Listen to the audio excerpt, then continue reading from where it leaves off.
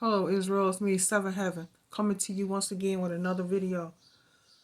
I want to say I have no rights to the video or music, strictly for educational purposes only. This is my third time trying to put this video out, Israel. But I ain't gonna let that stop me.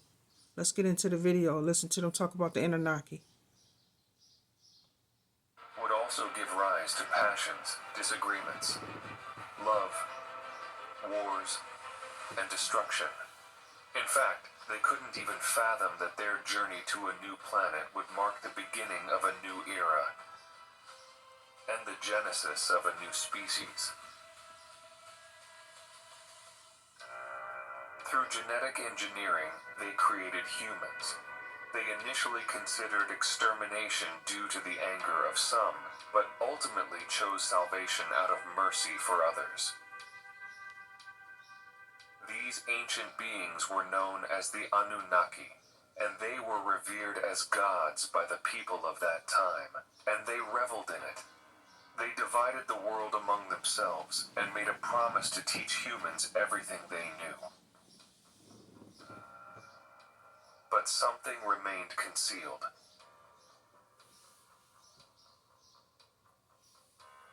The complete story was not yet unveiled and couldn't be, not at that moment. Many years later, one of the Anunnaki, the great god Enki, a master and wise scientist, selected a scribe. To this scribe, Enki gradually unveiled all the secrets, one by one, day by day, revealing the conflicts among gods and the wars they waged. Rivalries, beliefs, emotions, and their insatiable desire for gold were exposed. No more secrets remained. Humans would come to know their gods, who they were, what they were, and their story, as well as their own. The Anunnaki, those who descended from the heavens, were no longer a mystery. The complete story had been unveiled. However, the great god who divulged it, Enki, the ruler of Earth, issued an irrevocable decree. The 14 tablets containing the entire account of the Anunnaki must be concealed. Though Enki had revealed the truth and the master scribe had recorded it, the knowledge was deemed too intricate and potentially perilous. Enki understood that the past holds the key to the present and the future. Therefore, the discovery of the tablets recounting the Anunnaki story must be forgotten, hidden, and sealed away. In due course, proclaimed the great god Enki, they would be found. In due time, the Sumerian tablets would be uncovered and deciphered. This narrative is an excellent introduction to the Anunnaki history, as reported by Zecharia Sitchin in the book, The Lost Book of Enki. The story is captivating and undoubtedly provides answers to many of our questions. It is very common to observe different lines of thought in the comments of the videos on this channel. Many people claim that this book is a lie and that Zecharia Sitchin added many things that were not in the tablets. Others say that these videos, as well as the Lost Book of Enki itself, offer them more answers than other books, such as the Bible, for example. There are also those who attack the content seemingly without any motivation other than to discredit this information. But what can we say beyond all extremes? What are the truths that we can find in this narrative? As you know, this channel focuses on the Anunnaki subject and will continue to do so for a considerable time. In this regard, we have this series of videos that initiates an analysis of each of the tablets from the Lost Book of Enki. Of course, we will conduct a thorough analysis, but it will not be an analysis that deeply examines the complete tablet in every possible aspect. If we were to do that, we would have gigantic videos, and we would be superficial in our analysis. It is important to emphasize that the Lost Book of Enki is the complete story as reported by Zecharia Sitchin, and represents the conclusion of his studies after a lifetime dedicated to this research. On the Anunnaki Ancient Mystery channel, you will find this story in the form of movies and also tablet by tablet, separately, in addition to these videos with the studies. To begin this study, it is vital to clarify that The Lost Book of Enki by Zechariah Sitchin is a work of fiction, yet its foundation lies in the Mesopotamian tablets that genuinely exist. Despite being a work of fiction, it is significant to acknowledge that this book encapsulates the essence of all the books of the Earth Chronicles and represents a culmination of Sitchin's lifelong studies. Sitchin's narrative is essential, as he has assembled a complex puzzle by studying various mythologies from across the planet. Thus, delving into his work and the tablets provides an understanding of the world's constitution, the history of beliefs, and the genesis of religions themselves. While it's crucial to recognize that the book is fictional, much of its content can be found identically in tablets that are accessible on museum websites and other trustworthy sources. Hence, while the narrative is a creation of Sitchin, the underpinnings are rooted in history and archaeological finds. So, in this video, we're going to observe the first tablet of the Lost Book of Enki, and we're going to dedicate ourselves to answering the question, who is Alalu? Personally, I respect Sitchin's work, even though I don't believe that all conclusions should hinge solely on Sitchin's interpretation. I advocate for an analytical approach that starts with Sitchin, converges with academic studies, and incorporates reading of the original Mesopotamian myths and tablets. This should be coupled with an individual's quest for their truth.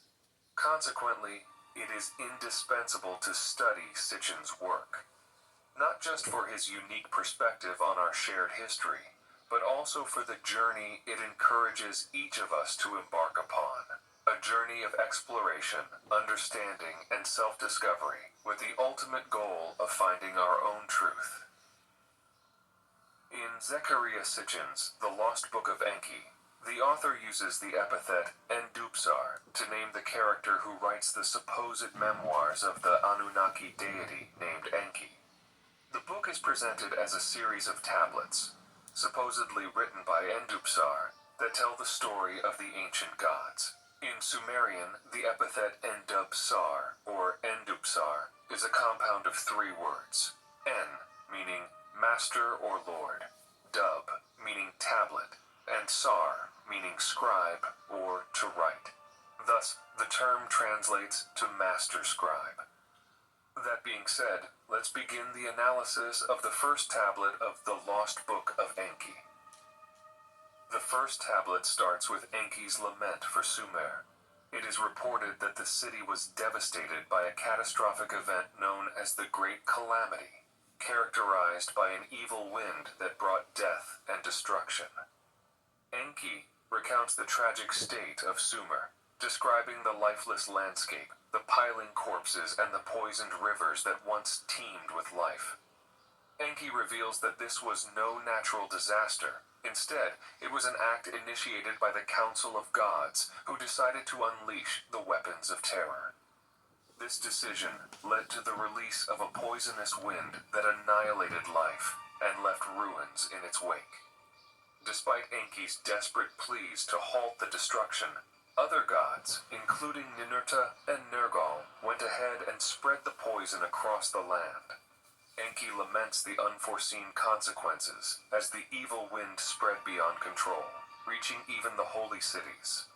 The gods, unable to prevent the disaster, abandoned their cities and fled. Enki makes a crucial distinction between the Great Calamity and a previous disaster.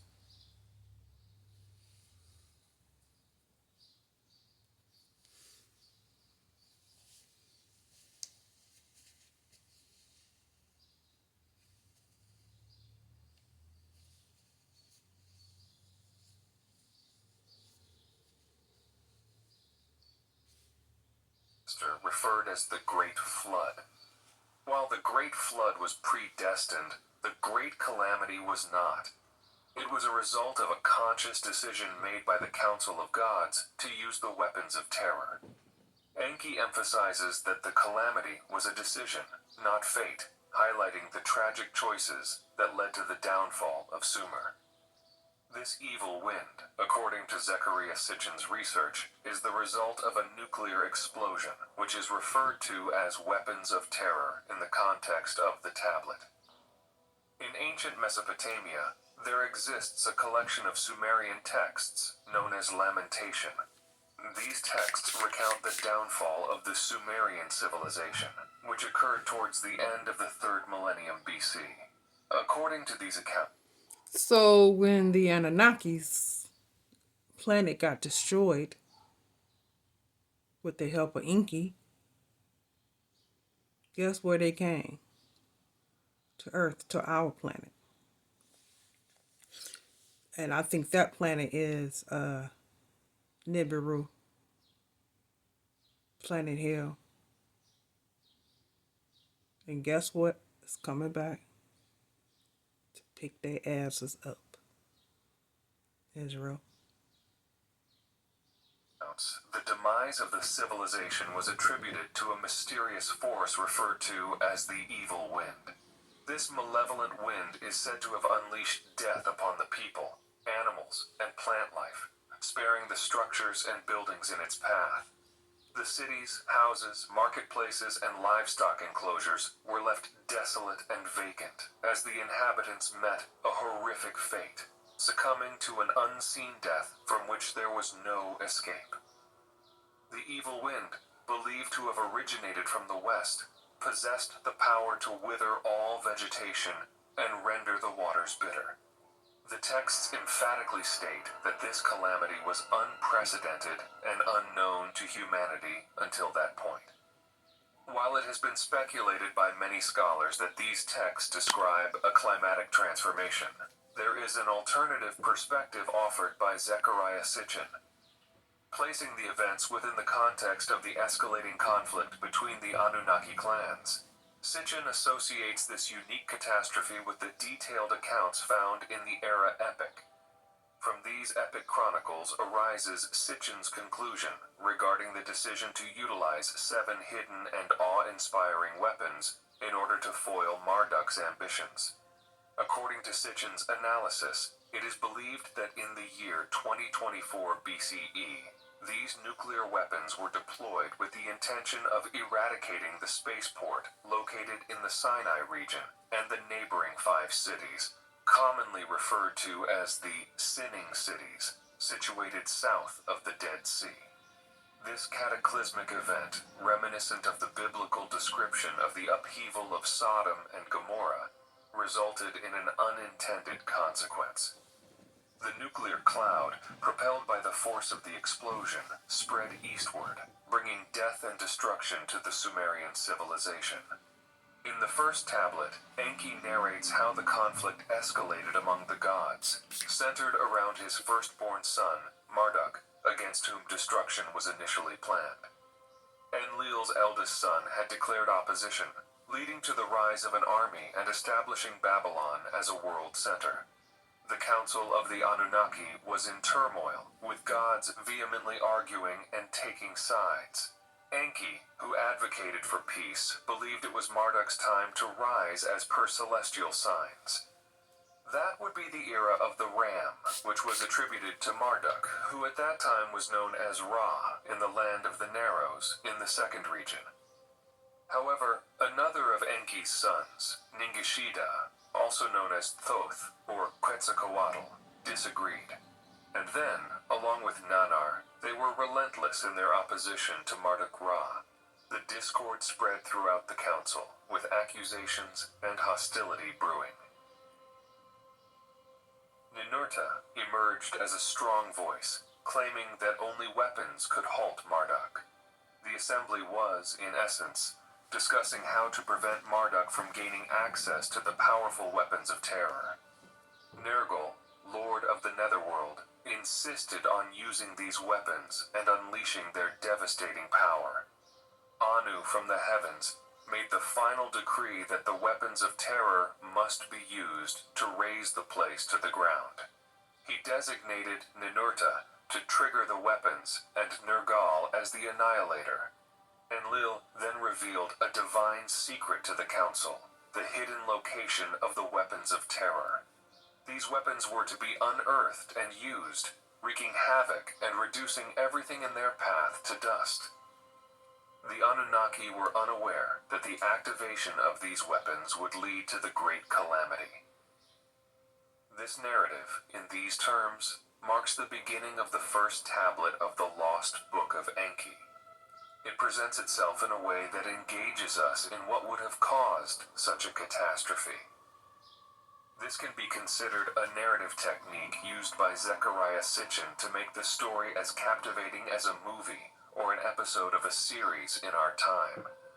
The story of the first tablet begins almost exactly where the story ends, in the 14th tablet. And from this point on, Sitchin brings, in Enki's narrative, the account of where everything started. Enki's narration then shifts to a more ancient history, distinguished.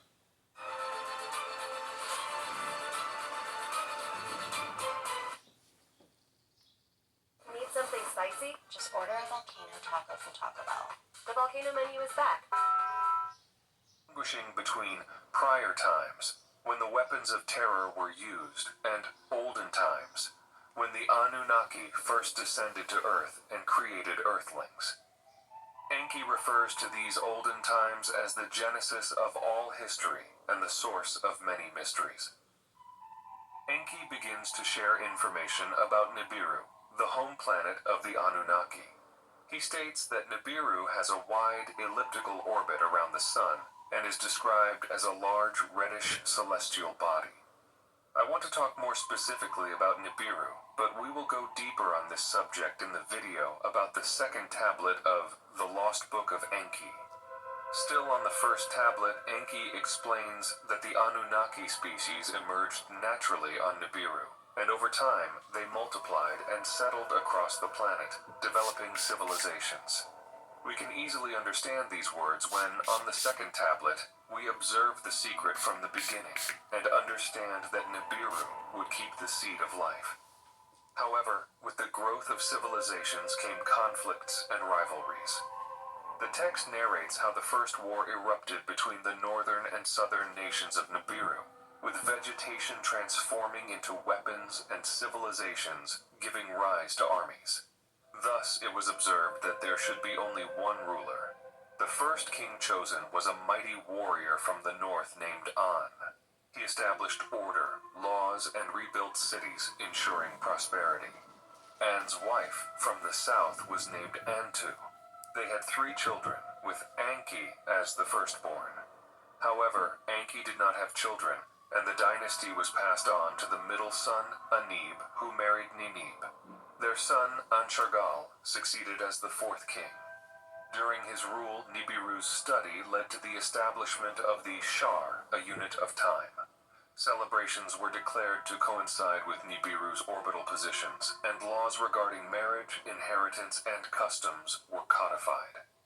The orbital period of Nibiru, which is calculated in Shar, is equivalent to 3,600 Earth years.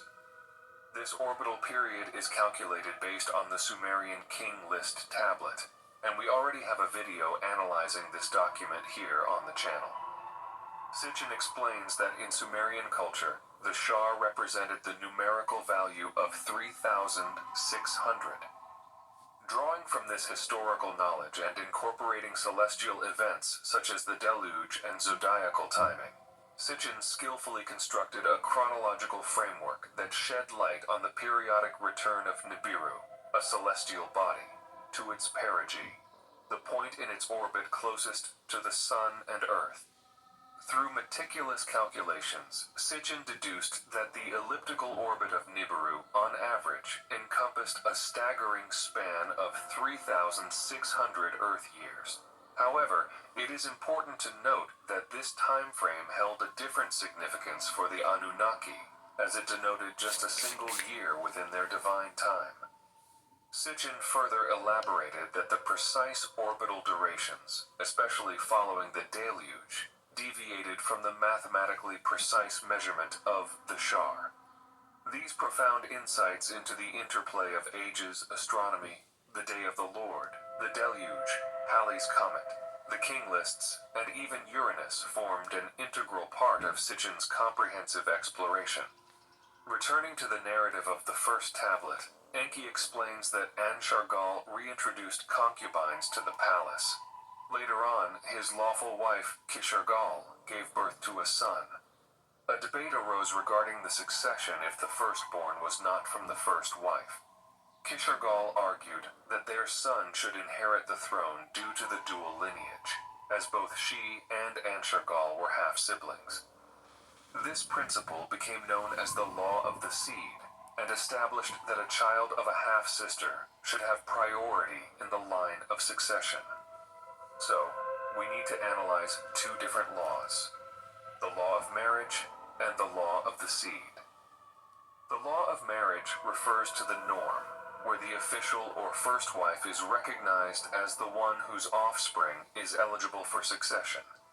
According to this law, the firstborn child of the king, especially from his first or official wife, is expected to inherit the throne. This law maintains the legitimacy of the line of succession by ensuring that the child born from the union of the king and his official wife is considered the rightful heir. The law of the seed, on the other hand, is introduced by Kishargal, the wife of Anshargal, and pertains to the royal bloodline.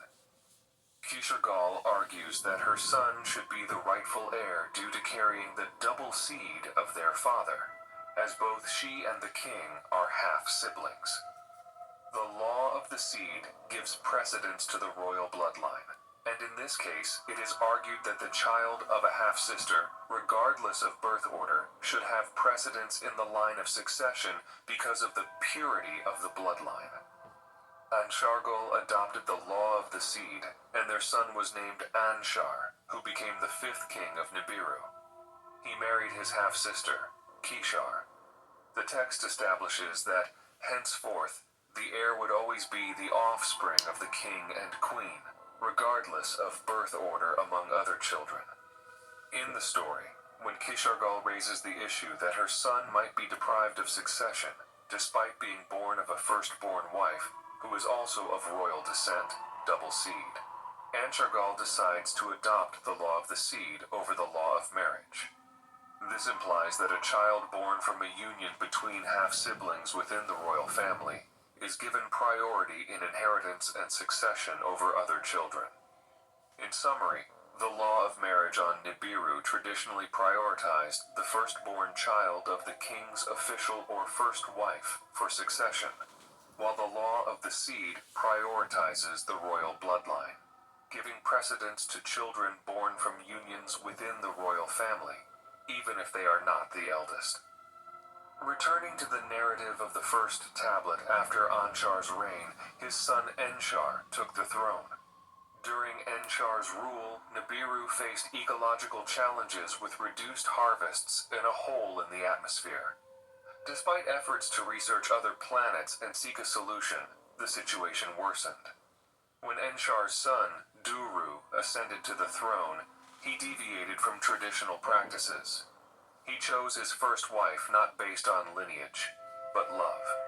The royal court was thrown into disarray, and the hole in the atmosphere continued to expand.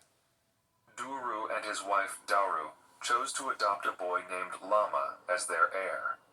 Lama eventually became king but was inactive in the face of the challenges confronting Nibiru.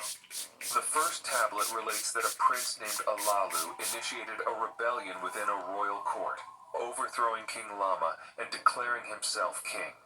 Alalu's claim to the throne was challenged due to questions surrounding his legitimacy.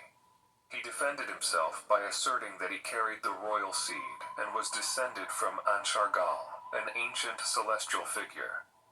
He stated that the law of the seed, established during Anshargal's reign, was meant to recognize the rightful heir to the throne through lineage.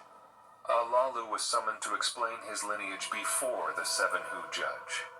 He argued that the law of the seed was manipulated to deny the throne to the true heir, his ancestor Alam, who was the eldest son of Anshargal.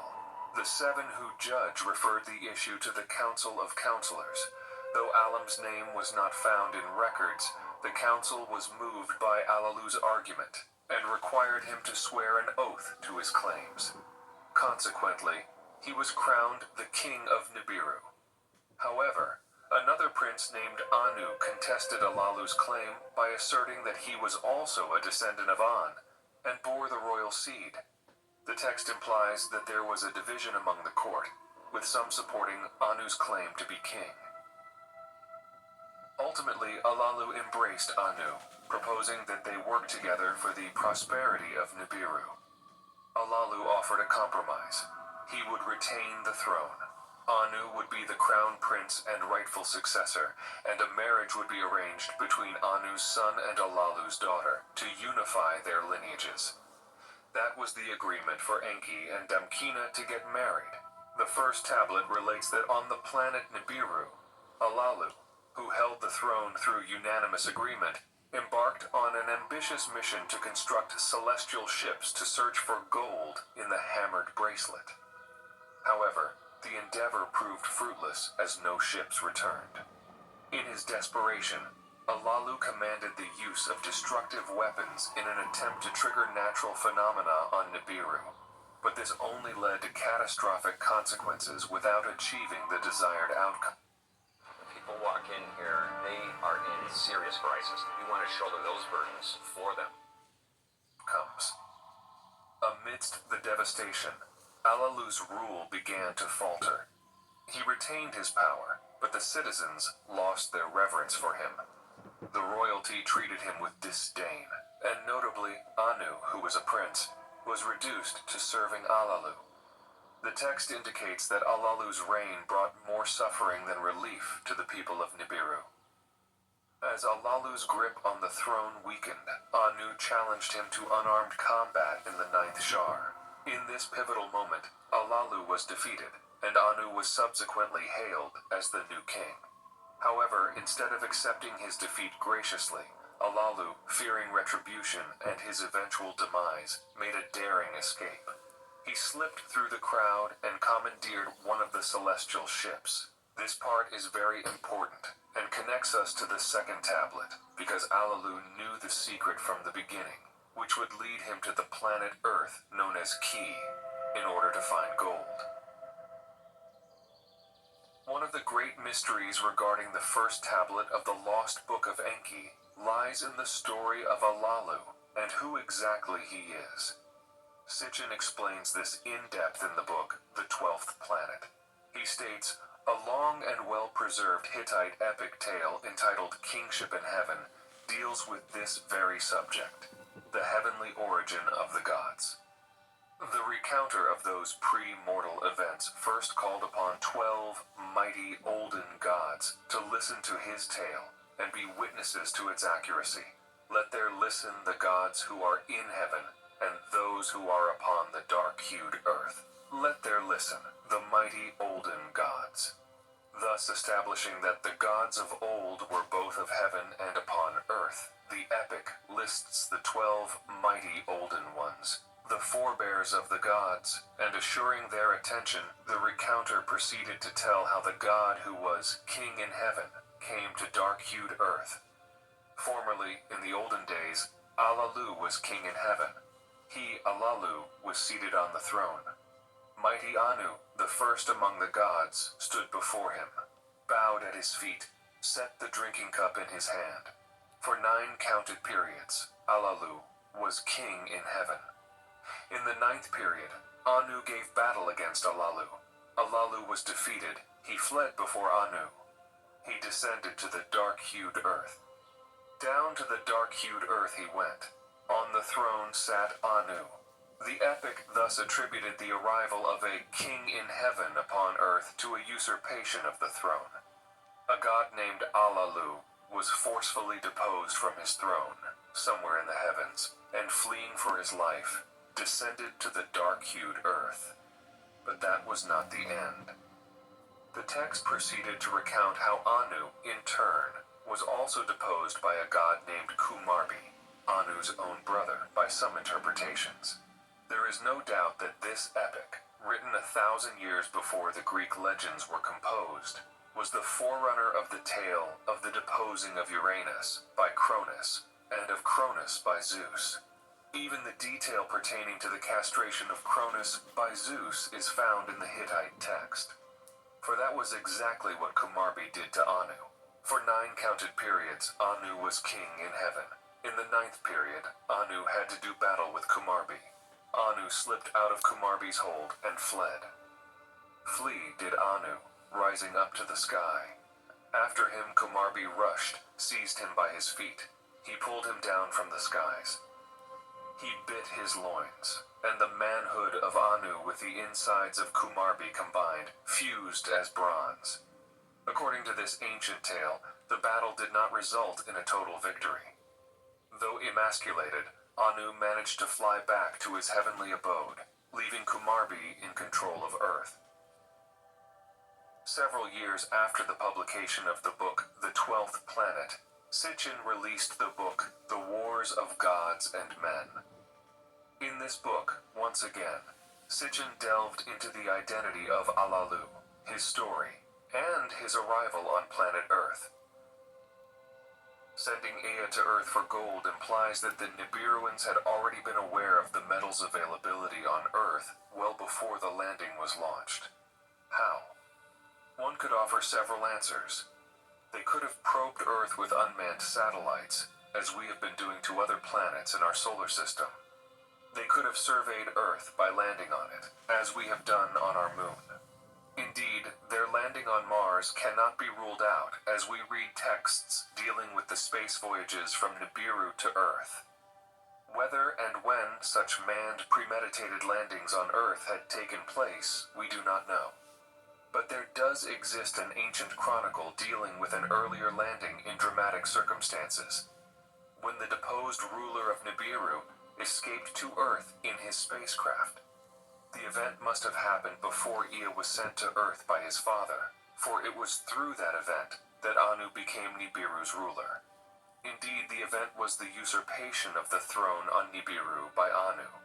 The information is contained in a text whose Hittite version has been titled by scholars Kingship in Heaven. It throws light on life at the royal court of Nibiru and tells a tale of betrayal and usurpation worthy of a Shakespearean plot. It reveals that when the time for succession arrived on Nibiru, through natural death or otherwise, it was not Anshargal, Anu's father and the heir apparent, who had ascended the throne. Instead, a relative named Alalu, Alalush in the Hittite text, became the ruler. As a gesture of reconciliation or by custom, Alalu appointed Anu to be his royal cupbearer, an honored and trusted position also known to us from several Near Eastern texts and royal depictions. But after 9 Nibiruan years, Anu, Anush in the Hittite text, gave battle to Alalu and deposed him. Once in the olden days, Alalush was king in heaven. Alalush was seated on the throne. The mighty Anush, first among the gods, was standing before him. He would bow to his feet, set the drinking cup in his hand. For 9 counted periods, Alalush was king in heaven. In the 9th counted period, Anush gave battle to Alalush. It was then, the ancient text tells us, that the dramatic flight to Earth had occurred. Alalush was defeated. He fled before Anush. Down he descended to the dark-hued Earth. Anush took his seat upon the throne. While it is quite possible that much about Earth and its resources may have been known on Nibiru even before Alalu's flight, the fact is that we do have in this tale a record of the arrival on Earth of a spaceship bearing Nibiruans before Ea's mission to Earth. The Sumerian king lists report that the first administrator of Eridu was called Alulim, a name that could have been yet another epithet for Ea, Enki, or the Sumerian rendering of Alalu's name. The possibility thus comes to mind that, though deposed, Alalu was sufficiently concerned about Nibiru's fate to advise his deposer that he had found gold in Earth's waters. That this is indeed what had happened might be indicated by the fact that a reconciliation between deposed and deposer did ensue, for Anu went ahead and appointed Kumarbi, a grandson of Alalu, to be his royal cupbearer. But the gesture of reconciliation only caused history on Nibiru to repeat itself. In spite of all the bestowed honors, the young Kumarbi could not forget that Anu had usurped the throne from his grandfather. And as time went on, Kumarbi's enmity toward Anu was becoming more and more obvious, and Anu could not withstand the gaze of Kumarbi's eyes. And so it was that, having decided to leave Nibiru for Earth, and even take the heir apparent, Enlil, with him, Anu deemed it safer also to take along the young Kumarbi. Both decisions, to take Enlil with him and to take Kumarbi along, ended up making the visit one marred by strife and, for Anu, also filled with personal agony. The decision to bring Enlil to Earth and put him in charge led to heated arguments with Enki, arguments echoed in the texts so far discovered. The angry Enki threatened to leave Earth and return to Nibiru, but could he be trusted not to usurp the throne there? If, as a compromise, Anu himself were to stay on Earth, appointing Enlil as surrogate ruler on Nibiru, could Enlil be trusted to step down when Anu returned? Finally, it was decided to draw lots. Let chance determine how it shall be. The division of authority that ensued is repeatedly mentioned in Sumerian and Akkadian texts, one of the longest of the Earth Chronicles.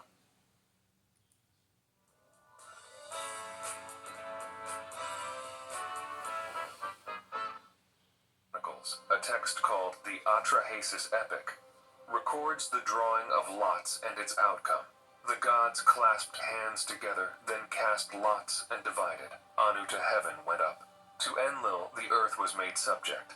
That which the sea as a loop encloses, they gave to the prince Enki. To the Abzu, Enki went down, assumed the rulership of the Abzu. Believing that he had managed to separate the rival brothers, Anu to heaven went up. But in the skies above Earth, an unexpected turn of events awaited him. Perhaps as a precaution, Kumarbi was left on the space platform orbiting Earth. When Anu returned to it, ready to take off on the long voyage back to Nibiru, he was confronted by an angry Kumarbi. Harsh words soon gave way to a scuffle.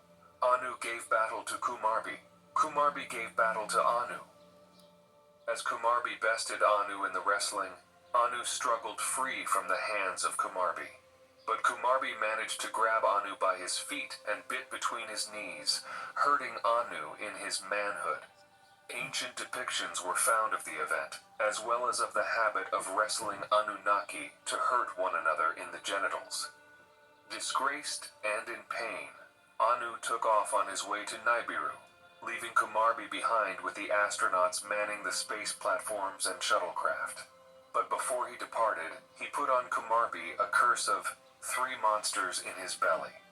The similarity of this Hittite tale to the Greek tale of the castration of Uranus by Kronos, and the swallowing by Kronos of his sons, needs no elaboration. And as in the Greek tales, this episode set the stage for the wars between the gods and the Titans. After Anu had left, the Earth mission was launched in earnest. This explanation by Sitchin, although it is lengthy, and also involves events from the 4th tablet, clearly demonstrates an important fact, which I would like to bring up here. I see many people mention that certain events are in the tablets, or on the contrary, that they are not in the tablets. As it can be perceived, Alalu originates from another mythology, from another people, but he appears as a rival to Anu, and for this reason, Sitchin brings him into the historical period in which he observes that this battle took place. Thus, I believe it is fully possible to understand how Sitchin elaborated the Lost Book of Enki after decades of study and writing his other research books, relating all the events and culminating in this fantastic work that provides us with an alternative view of the entire history of human creation and the period when only the gods walked upon the earth, and even of the period before this in the world of the gods themselves. At the end of this video, I want to draw attention to a fact of extreme importance.